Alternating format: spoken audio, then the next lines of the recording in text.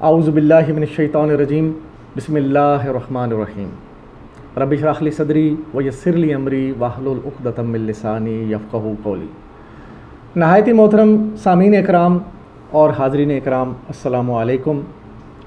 آج ہم الحمدللہ اپنی گرامر شروع کرتے ہیں، اور یہ گرامر کا جیسے میں نے آپ کے سامنے عرض کیا تھا کہ صرف تعارف ہوگا، اور ہم آپ کے سامنے صرف گرامر کی وہ چیزیں آپ کے سامنے صرف تعارف کے طور پہ رکھیں گے کہ یہ چیزیں ہیں گرامر میں جو ہمیں سیکھنی ہیں، اور جیسے جیسے پھر وہ چیزیں آئیں گی ہمارے آیات میں، وہاں پہ ان کی تفصیلات پہ ڈسکس ہوگا، اور وہاں پہ چونکہ پریکٹیکل آپ کے سامنے آیات کے اندر یہ فٹ ہو رہا ہوگا تو وہاں پہ انشاءاللہ آسانی سے سمجھ آئے گا۔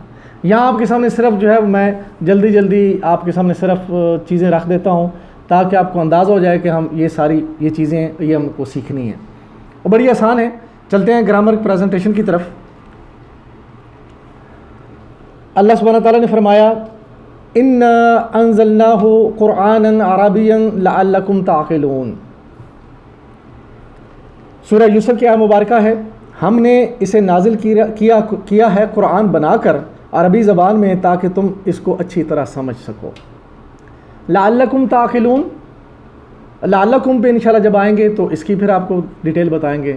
تعقلون عقلا یعقلو، اس کا مطلب ہے سمجھنا، اور قرآن جو عرب ہیں، عرب کے اوپر نازل ہوا، اور اللہ تعالیٰ نے فرمایا کہ تمہاری زبان میں نازل کیا ہے تاکہ تم اس کو سمجھو۔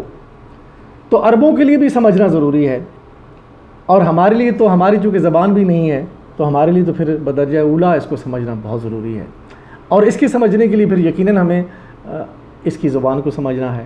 تو اللہ تعالیٰ کا حکم ہے کہ اس قرآن کو سمجھو۔ آگے چلتے ہیں۔ دیکھیں عربی گرامر ہے، اور اس کے سب سے اوپر یہ لفظ لکھا ہوا ہے۔ لفظ اسے کہتے ہیں جب ہم منہ سے بولتے ہیں، ہوا نکلتی ہے منہ سے، اور جو ہوا ہے وہ ایک کانوں میں کچھ آواز پیدا کر کے ہمیں سناتی ہے، اس کو کہتے ہیں لفظ۔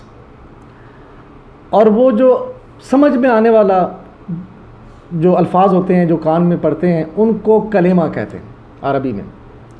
آگے کلمہ کی 3 اقسام ہیں، اسم، فعل اور حرف۔ آج ہم انشاءاللہ اسم پہ بات کریں گے۔ آپ کے سامنے دیکھیں اسم جو ہے اس کو ہائی لائٹ کیا ہے۔ تو چلتے ہیں ہم آگے۔ دیکھیے اسم جو ہے اس کی 2 اقسام ہیں، اسم ذات اور اسم صفات۔ اسم ذات یہ ہے کہ ایک کسی کا ذاتی نام ہے، اور اسم صفات وہ ہے یا اسم صفت جو کسی کی صفت اچھی صفت ہو یا بری صفت ہو، اس کی وجہ سے وہ نام پڑ جائے اس کا، یا اس کی وجہ سے اس کو پکارا جائے۔ جیسے مسلم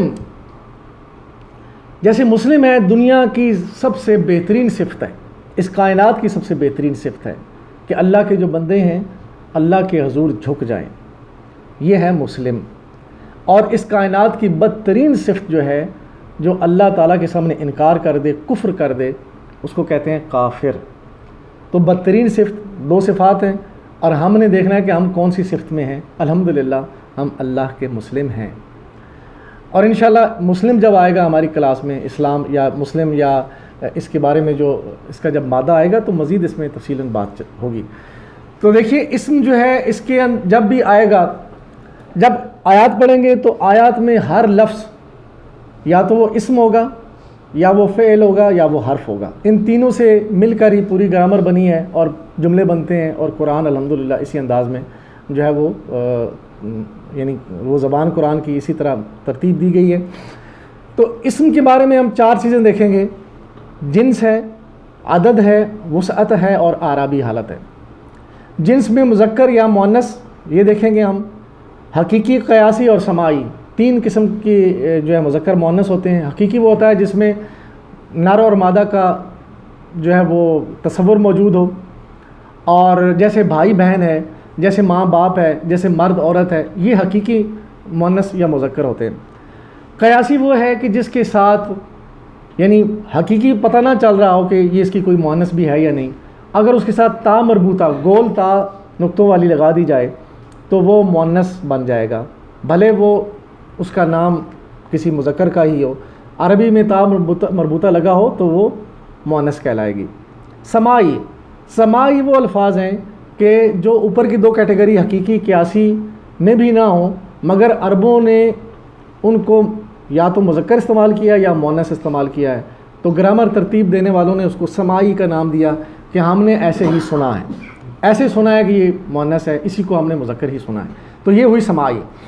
عدد میں دیکھیں واحد، تثنیہ اور جمع، تین اقسام ہے عدد کی، واحد اکیلا، تثنیہ دو، اور جمع جو ہے دو سے زیادہ، تین سے جمع شروع ہو جاتی ہے۔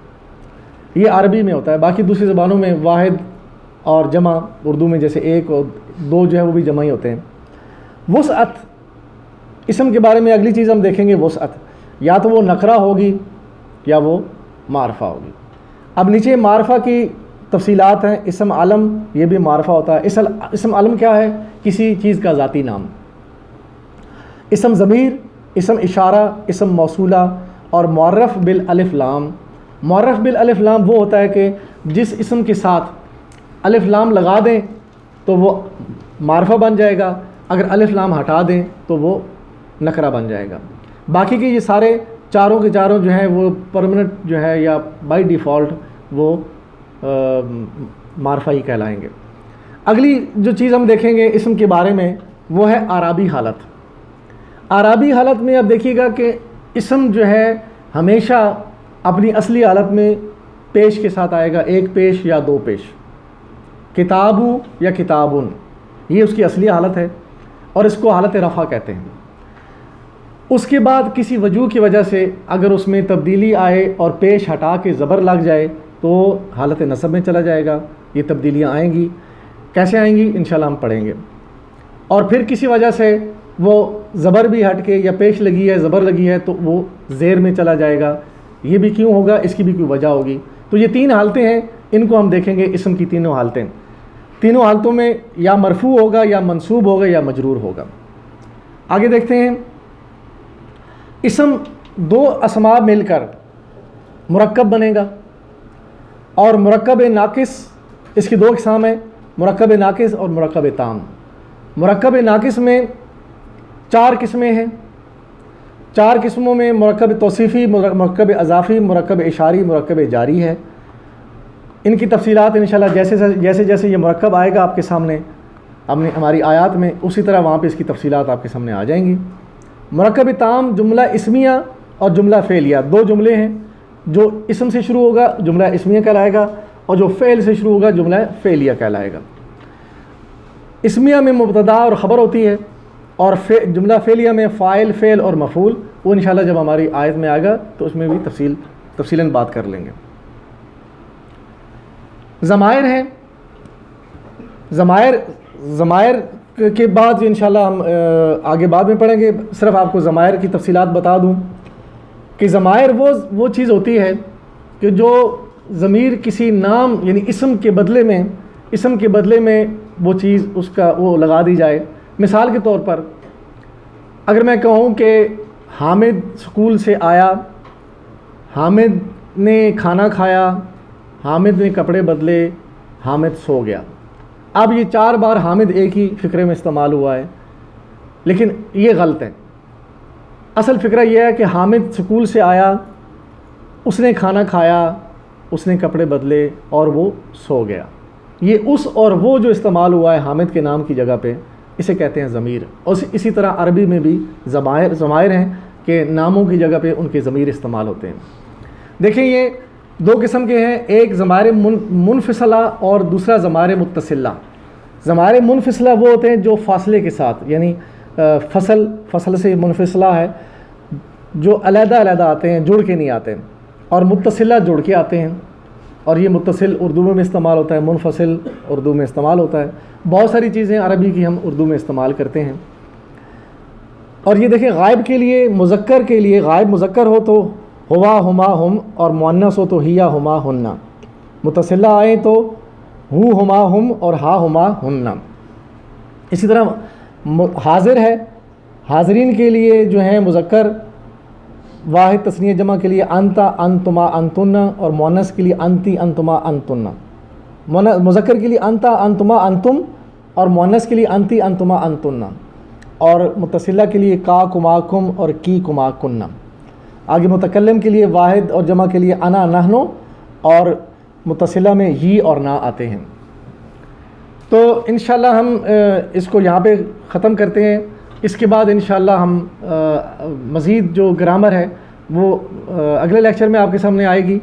اور یہ دیکھیں ہماری کلاس میں الحمدللہ بھائی بیٹھے ہیں، اور آج یہ اگست کا مہینہ چل رہا ہے، بڑی شدید گرمی ہے، اور یہاں پہ ویسے بھی ہیومیڈیٹی کی وجہ سے بہت گرمی پڑتی ہے۔ ماشاءاللہ لوگ دور دور سے آئے ہیں، اللہ تعالیٰ آپ کا آنا قبول فرمائے، اور اللہ تعالیٰ ہمیں اس کلاس میں برکت عطا فرمائے، اور ہمیں اس دعا کے ساتھ کہ اللہ ہمیں قرآن سے ہدایت لینے کی توفیق عطا فرمائے۔ آگے بڑھیں گے انشاءاللہ، اگلی ویڈیو میں جائیں گے۔ وآخر دعوانا ان الحمد للہ رب العالمین والصلاة والسلام علی رسولہ الکریم۔ جزاکم اللہ خیرا۔